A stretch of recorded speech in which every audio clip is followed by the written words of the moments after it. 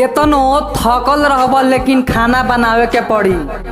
केतनो थकल रहब लेकिन खाना बनावे के पड़ी। अरे जनाब हम परदेसी हैं, बुखार लगला पर भी दवा खा के ड्यूटी जाए के पड़ी। हम तो चले परदेस, हम परदेसी हो गए। कौनो दिक्कत परेशानी होई तो जरूर बताइह। कौनो दिक्कत परेशानी होई तो जरूर बताइह। ए जान दिनेशवा के धोखा देले बाड़ू, जहाँ जाता रू वहाँ खुश रहिह। खुश रही ससुराल में तू।